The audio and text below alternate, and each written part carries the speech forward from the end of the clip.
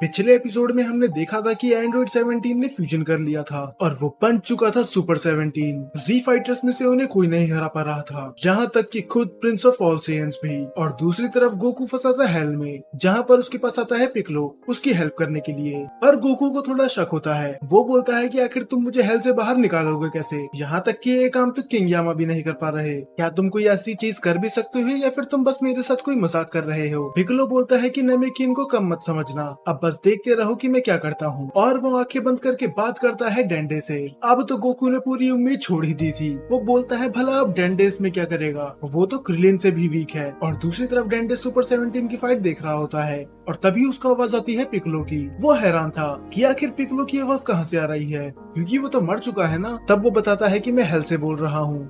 जैसे किंग काई ने हमें बताया था कि एंड्रॉइड 17 ने हेल और अर्थ के बीच में एक गेट खोल दिया था, बस अपने ऑरा से ही। तो मेरी थियरी ये है कि उन दोनों की एनर्जी एकदम सेम थी। तो जब उन दोनों ने एक साथ अपनी की रिलीज करी तो हेल और अर्थ के बीच में एक क्रैक आ गया, क्योंकि वो दोनों सेम टू सेम हैं। तो अगर हम भी same to same energy beam का इस्तेमाल करें तो शायद हम भी ये क्रैक बना सकते हैं। गोकू बोलता है कि ये तो थोड़ा फ्यूजन की तरह साउंड कर रहा है और पिक्लो इसमें हामी भरता है। वो बोलता है कि ये बिल्कुल फ्यूजन ही है, पर फिजिकल नहीं, मेंटली। तब पिक्लो अपनी पूरी एनर्जी फोकस करता है और साथ में डेंडे भी, और वो 1 2 3 पे एक साथ ही रिलीज करते हैं अपनी एनर्जी बीम। पर इसका कुछ फायदा नहीं होता। गोकू तो बस इधर उधर देखे जा रहा था, उसे तो कुछ समझ भी नहीं आया। दरअसल इन दोनों में से कोई एक मिसमैच कर रहा है, या तो वो कुछ ज्यादा जल्दी ही अटैक कर दे रहे हैं या तो ज्यादा लेट। अब वो दोनों फिर से ट्राई करने लग जाते हैं। तब गोकू बोलता है कि अगर ये दोनों ऐसे ही लगे रहे तो मैं तो हमेशा के लिए यही फंस जाऊंगा, और वैसे भी मैं तो भूख से मारा जा रहा हूँ। तब वो हेल के गार्ड से मदद मांगता है। वो बोलता है क्या तुम्हारे पास कुछ खाने के लिए है, और वो गार्ड्स ले जा रहे होते हैं फ्रीजा और सेल को। मतलब ये बर्फ से पूरी तरह से मरे नहीं थे, वैसे मर तो ये पहले ही रखे हैं। और दूसरी तरफ जी फाइटर्स की तो मौत आ गई थी। सुपर 17 उन्हें बहुत ही बुरी तरह से मार रहा था। उनके पास कोई चांस ही नहीं था कि वो इसके आगे टिक पाए। बस एक वेजिटा ही था जो बहुत जिद्दी था। वो बार बार उसके सामने खड़े हो जा रहा था और वो बोलता है कि मैं एक टीम के डब्बे से नहीं हार सकता। हार मानना तो वेजिटा ने सीखा ही नहीं। और दूसरी तरफ अपने ग्रैंडपा को बुला रही होती है। वो बोलती है कि अगर ग्रैंडपा यहाँ पर होते तो वो जरूर इसको हरा देते। वो पिक्लो से बोलता है क्या तुम जल्दी करोगे, पर पिक्लो उसे डांट के चुप करवा देता है। वो बोलता है कि मेरा ध्यान मत भटकाओ, और ये फिर से हर बार की तरह ट्राई करने लग जाते हैं, पर कुछ फायदा नहीं होता। यहाँ तक कि डेंडे की भी एनर्जी पूरी तरह से जा चुकी थी। और दूसरी तरफ बाकी लोग जो अर्थ पे आए थे वो सभी फिर से मर के हेल जा रहे थे। और यहाँ तो किंग यामा का काम बढ़ चुका था और अर्थ पे वेजिटा वो खड़ा हो जाता है फिर से, और इस बार बन जाता है वो सुपर सेयन। वो कसम खा लेता है कि वो बिना इसे हराए नहीं मरने वाला, और फाइनली वो कम से कम उसे थोड़ी तो टक्कर दे ही देता है, बाकी उसे ज्यादा अच्छी। और यहाँ तक कि अपनी स्पीड से तो वो सुपर 17 को भी चौंका देता है। पर ये खुशी ज्यादा देर के लिए नहीं थी, क्योंकि सुपर 17 भी सेम वही चीज करता है। और हेल से गोकू ये सब देख रहा था। उसे बस किसी भी तरह वहाँ पर जाना था, और तभी उसका खाना आ जाता है। पर वो खाना नरक के लोगों के लिए था, तो वो कुछ अच्छा तो होने नहीं वाला था।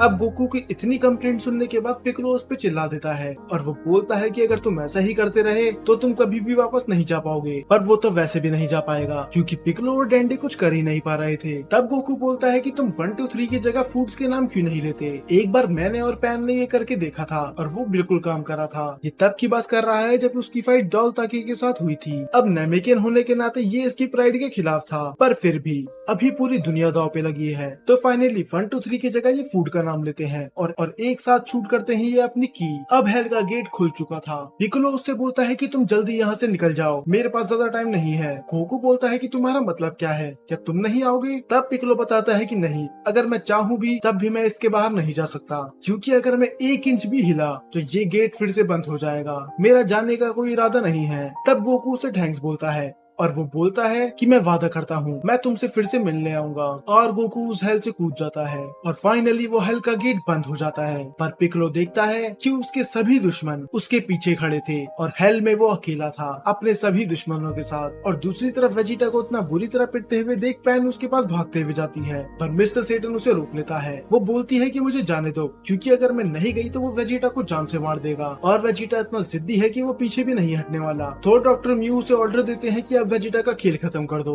और अब वेजिटा के पास इतनी पावर भी नहीं थी कि वो हिल सके। पर तभी पैन पीछे से आके डॉक्टर जीरो को पकड़ लेती है और वो बोलती है कि जल्दी से सुपर 17 को रोको, वरना मैं तुम्हें खत्म कर दूंगी। और वो मजाक नहीं कर रही थी, क्योंकि वो बुलाती है गिरो को, जिसके पास एक ऐसा डिवाइस था जो उसे पूरी तरह से बंद कर सकता था। अब डॉक्टर जीरो की हालत खराब हो चुकी थी, वो मरना तो नहीं चाहते थे, खासकर ऐसे। तब वो सुपर 17 को बोलते हैं कि बेवकूफ अपना अटैक रुको, वरना ये मुझे मार देगी। और सुपर 17 रुक जाता है, पर वो डॉक्टर जीरो की तरफ थोड़ी देर के लिए देखता है और वो उसी पे ही अटैक करने लग जाता है। डॉक्टर जीरो को समझ में नहीं आता कि आखिर हुआ क्या, ये मुझ पे अटैक क्यों करने लग गया। तब डॉक्टर म्यू हंसता है और बोलता है कि तुम्हें सच में लगता है कि तुम इसे कंट्रोल कर रहे थे? मैंने शुरू से ही इसको ऐसे प्रोग्राम करा था कि ये बस मेरी ही बात सुने, तुम तो बस एक जरिया थे इसको बनाने के लिए, और अब तुम्हारा काम पूरा हो चुका है, तो तुम हेल में जाके आराम कर सकते हो। डॉक्टर जीरो को यकीन नहीं होता कि उसकी क्रिएशन ने फिर से ही उसे धोखा दे दिया। पैन को तो लगता है कि वो उसे नहीं मारेगा, पर जब वो अपना अटैक नहीं रोकता तो वो समझ जाती है कि मामला हाथ से निकल चुका है और वो वहाँ से भाग जाती है।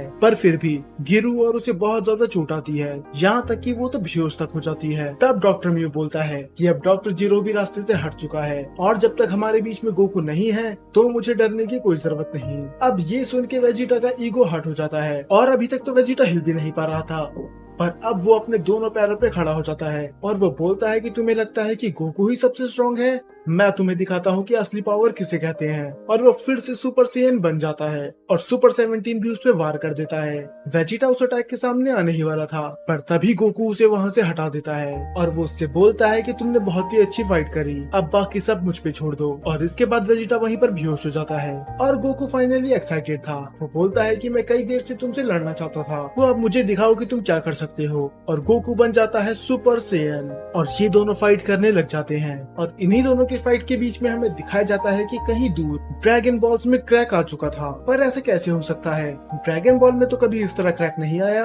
अब क्लैश होने वाला था यूनिवर्स के दो सबसे ताकतवर वॉरियर्स का, पर गोकू इस बार सीरियस था क्योंकि सुपर 19 ने हर्ट करा है पैन को। पैन और गिरू अटैक के बहुत ही ज्यादा क्लोज थे, तो उन्हें बहुत ही ज्यादा सीरियस इंजरीज आई है। अब ये भी दावे से नहीं कह सकते कि उनकी जान बचेगी या फिर नहीं। और मिस्टर सेटन उससे माफी मांगते हैं, उन्हें लगता है कि ये सब उन्हीं की गलती है, आखिर क्यों उसने एक बच्चे को उस लड़ाई के बीच में जाने दिया। हालांकि उसने खुद जिद करी थी, पर एक ग्रैंडपा होने के नाते उसका फर्ज था कि वो उसे रोके। पर मिस्टर सेटन बोलते हैं कि तुम चिंता मत करो, हम उससे तुम्हारा बदला लेके जरूर रहेंगे। और मिस्टर सेटन गोकू से चिल्लाते हुए बोलते हैं कि इस सुपर 17 को बिल्कुल मत छोड़ना, इसके वजह से हमारी पोती की ऐसी हालत हो गई। और गोकू भी 17 को वार्न कर देता है कि तुम जो कर सकते हो करो, क्योंकि अब मैं तुम्हें माफ नहीं करने वाला। अब डॉक्टर म्यू थोड़ा घबरा चुके थे, वो बोलते हैं कि आखिर ये हेल से भी वापस आ ही गया, हमें इसका खेल वहीं पर खत्म कर देना चाहिए था, पर चलो ये काम मैं अब कर दूंगा। और वो सुपर 17 को बोलते हैं गोकू पे अटैक करने के लिए, और सुपर 17 ठीक वैसा ही करता है। पर गोकू अभी मजाक के मूड में बिल्कुल नहीं था और वो बस अपने एक पंच से ही सुपर 17 को बहुत दूर जाके गिरा देता है, यहाँ तक कि वो समुद्र क्रॉस करके हिमालय की वादियों में चले जाता है। 17 भी हैरान था कि आखिर ये उसने कैसे किया, पर वो भी रुकने वाला नहीं था, तो वो लगातार उस पे अटैक करते रहता है और गोकू उसके सारे अटैक डॉज करते हुए आता है वहाँ पर, और वो फिर से उसके पेट पे एक बहुत जोर का पंच मारता है। लग रहा था कि सुपर 17 का खेल तो खत्म, पर वो बोलता है कि तुम सच में बहुत ज्यादा पावरफुल हो, काश तुम इतने समझदार भी होते। और फिर हमें दिखाया जाता है कि इस बार उसने उस पंच को ब्लॉक कर दिया था और वो गोकू से बोलता है कि मैं एक एंड्रॉइड हूँ, मैं तुम्हारे मूव्स आसानी से कॉपी कर सकता हूँ, और वैसे भी एंड्रॉइड 17 के पास तुम्हारा पूरा डाटा है, तो तुम्हारी ये छोटी ट्रिक्स मेरे सामने काम नहीं आएंगी। तो 17 उसे पंच कर उस पे अपने की ब्लास्ट से अटैक करते रहता है। अब डॉक्टर म्यू को थोड़ी तसल्ली मिलती है कि वो गोकू को हरा रहा है, और वो बोलता है कि दाद देनी पड़ेगी डॉक्टर जेरो की, उसने तुम्हें इतना ज्यादा पावरफुल बना दिया, पर अफसोस मुझे उसे अपने रास्ते से हटाना पड़ा। पर गोकू भी इतनी जल्दी हार नहीं मानने वाला था और वो सुपर सेयन बन के उस पे की ब्लास्ट से अटैक करता है। पर हर बार की तरह 17 को तो उससे कुछ फर्क ही नहीं पड़ता, गोकू उस पे लगातार वार करते रहता है और सुपर 17 उस अटैक को टैंक कर रहा होता है। और वो बस उनको टैंक नहीं कर रहा था, वो एक ऐसी चीज भी कर रहा था जो गोकू के लिए एक बहुत बड़ी मुसीबत बन सकती थी, वो उसके अटैक्स को अब्सॉर्ब कर रहा था। और ये बात गोकू अभी समझ नहीं पाता, गोकू उस पे तरह तरह के अटैक करने लग जाता है, यहाँ तक कि कामेहामेहा भी। अब उस बेचारे को ये नहीं पता था कि वो उस पे जितने भी अटैक करेगा सुपर 17 उतना ही पावरफुल बन जाएगा। गोकू बोलता है कि अब तो उसका खेल खत्म हो जाना चाहिए, पर ऐसा कुछ नहीं हुआ था। वो वहाँ से निकल के गोकू को एक पंच मारता है और बाद में एक किक भी, और उसके पंचेस अब पहले से भी ज्यादा स्ट्रॉन्ग थे। गोकू को समझ में नहीं आ रहा होता कि आखिर ये पावर फाइट के साथ कैसे बढ़ा रहा है, और गोकू गिर जाता है उस बड़े से समंदर में। अब गोकू की बॉडी काम नहीं कर रही थी, पर उससे बड़ी प्रॉब्लम ये थी कि आखिर 17 पे कोई अटैक काम क्यों नहीं कर रहा। उसे कम से कम एक खरोच तो आनी चाहिए थी। यहाँ तक कि उसने मेरे कामेहामेहा को भी इजीली टैंक कर लिया। 17 वहाँ पर खड़े होकर उस समुद्र को देख रहा होता है, पर डॉक्टर म्यू उसे वार्न करते हैं कि ऐसे शांत मत रहो, वो गोकू है, वो इतनी जल्दी हार मानने नहीं वाला। और ये बात सच भी थी। समुद्र का पूरा पानी ऊपर आने लग जाता है क्योंकि अब गोकू बन चुका था सुपर सैयन 4। गोकू उससे बोलता है कि तुम किसी अपने साइज वाले से क्यों नहीं लड़ते, और ये देख के डॉक्टर म्यू की धड़कनें रुक चुकी थी। हालांकि वो एक रोबो है। वो डर चुके थे कि आखिर गोकू इतना बड़ा कैसे हो गया। एक तो उसने अपनी बच्चे वाली फॉर्म में ही नाक में दम करके रखा था, अब पता नहीं वो क्या ही करेगा। और दूसरी तरफ हमें शैडो में दिखाया जाता है कि कोई वॉरियर तैयार हो रहा है, शायद एक जंग के लिए। और उसी घर के बाहर होती है बुल्मा और चीची और बूला भी। बुल्मा बोलती है कि हेल का गेट बंद हो चुका है, और वहाँ पर बूला भी बोलती है कि ट्रंक्स और बाकी सब भी इतनी देर से गए हुए हैं, पर अभी तक कोई भी लौट के नहीं आया। क्या आपको लगता है कि वो लोग सही होंगे? मुझे तो उनकी चिंता हो रही है। पर तब चीची अपने सर पे कड़ाई पहन के बाहर आ जाती है और वो बोलती है कि अगर गोकू हमें प्रोटेक्ट करने के लिए यहाँ पर नहीं है तो यह हमारी जिम्मेदारी है कि हम पूरे वर्ल्ड को प्रोटेक्ट करें। दरअसल इनमें से अभी किसी को नहीं पता कि गोकू वापस आ चुका है। बुल्मा और बुला तो हैरान थी कि आखिर इसे हो क्या गया। बुल्मा उसे समझाने की कोशिश करती है कि अभी जोश में काम मत लो, हमें समझदारी से प्लान बनाना चाहिए। पर चीची बोलती है कि जब तक दुनिया में बुराई है मैं शांत नहीं बैठ सकती। और पीछे से किसी की आवाज आती है और वो बोलती है कि आप बिल्कुल सही कह रही हैं, और जब तक दुनिया में बुराई है मैं भी उससे लड़ती रहूंगी। और फिर हमें पता चलता है ये कोई और नहीं, ग्रेट सैयमैन 2 है। बुल्मा अपने मन में बोलती है कि इनका तो पूरा परिवार ही पागल है। बुल्मा अंदर से खुश होती है कि चलो उसका परिवार तो ऐसा नहीं है, पर तभी बुला बोलती है कि ये तो बहुत ज्यादा कूल लग रहे हैं, मुझे भी एक ऐसी ड्रेस बना ही लेनी चाहिए। और वो उन दोनों के पीछे चली जाती है। और तब बुल्मा अपने मन में बोलती है कि ये भी अपने बाप पे गई है। और दूसरी तरफ सुपर सैयन 4 गोकू उस पे लगातार वार करे ही जा रहा था, वो तो रुकने का नाम ले ही नहीं रहा था। और डॉक्टर म्यू ये सब दूर से खड़े होकर देख रहे थे और वो गोकू पे हंसते हैं कि आखिर कोई इतना बेवकूफ कैसे हो सकता है। जब तक उसे ये राज पता चलेगा कि सुपर 17 को उसकी पावर कैसे मिल रही है तब तक बहुत देर हो चुकी होगी। वो अभी 100 गुना ज्यादा पावरफुल हो चुका है, बस गोकू के अटैक की वजह से। और सुपर 17 तो अब लड़ना भी बंद कर देता है, वो तो बस गोकू के अटैक अब्सॉर्ब करे जा रहा था। और वो लड़ते लड़ते चले जाते हैं एक घने जंगल में, और गोकू उसकी की सेंस करने की कोशिश करता है। पर ये सीन थोड़ा इलॉजिकल था क्योंकि हम जानते हैं कि एंड्रॉइड्स की कोई की होती ही नहीं है। पर खैर जीटी में तो कुछ भी होता है। अब 17 उस पर वार करने लग जाता है और वो दोनों ही एक दूसरे का पीछा करते हैं उस जंगल में। तब 17 बोलता है कि मैं तुम्हारे सारे मूव्स पहले ही प्रिडिक्ट कर सकता हूँ कि तुम क्या करने वाले हो। तब गोकू को थोड़ा अजीब लगता है कि अगर ये मेरे मूव्स प्रिडिक्ट कर सकता है तो ये इन्हें डॉज क्यों नहीं कर रहा। और फिर गोकू को धीरे धीरे सब कुछ समझ में आने लग जाता है कि वो उसके अटैक डॉज इसलिए नहीं कर रहा क्योंकि वो उन्हें अब्सॉर्ब कर रहा है, और यही रीजन है कि वो हर बार पहले से ज्यादा पावरफुल हो रहा है। गोकू को यकीन नहीं होता कि वो इतनी बड़ी बेवकूफी वाला काम कैसे कर सकता है, उसे ये पहले ही समझ जाना चाहिए था। पर गोकू के दिमाग में आता है एक आइडिया, तो वो जंगल में छुप जाता है। अब 17 ऊपर जाके उसका वेट करने लग जाता है कि आखिर वो कहाँ पर होगा, पर सारे ही पेड़ और सारा ही ग्राउंड हवा में उड़ने लग जाता है। ये गोकू करता है उसका ध्यान भटकाने के लिए, और इस एक चट्टान में से निकलता है गोकू जो यूज करता है अपने कामेहामेहा 10 टाइम्स का। और जैसा गोकू ने प्लान करा था, ये अटैक इतना पावरफुल था कि सुपर 17 की बॉडी फूलने लग जाती है। गोकू चाहता था कि वो उसको इतनी एनर्जी दे दे कि वो फट जाए, ठीक वैसा ही जैसे बू सागा में गोकू ने याकोन के साथ करा था। उसने उसे इतनी एनर्जी दी थी कि वो फट गया था।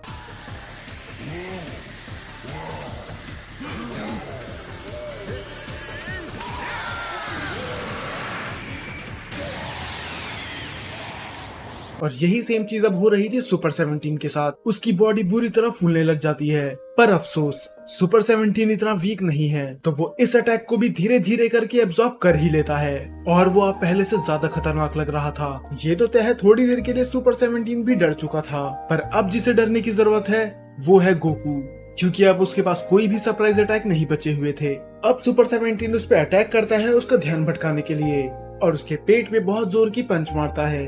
अब गोकू उस पे की अटैक तो बिल्कुल नहीं कर सकता था, क्योंकि अगर उस पे 10 टाइम्स कामेहामेहा वर्क नहीं करा तो नॉर्मल की अटैक क्या ही करेंगे। और वो फ्लो में उस पे फिर से कामेहामेहा करने ही वाला था, पर वो बीच में ही रुक जाता है।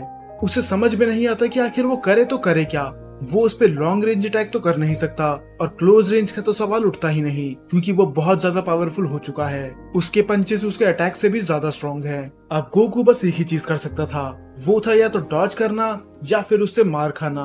वो इंस्टेंट ट्रांसमिशन की मदद से उस पर कुछ अटैक करने की कोशिश करता है, पर उसकी स्पीड भी लाजवाब थी। तब सुपर 17 बोलता है कि इससे फर्क नहीं पड़ता कि तुम कुछ भी क्यों ना करो, अगर मैं अपनी आंख बंद करूं मैं तब भी बता सकता हूं कि तुम किधर हो, क्योंकि मैं हवा की वाइब्रेशन नोटिस करता हूं। तो अगर तुम 1 सेंटीमीटर भी हिले तो मुझे पता चल जाएगा।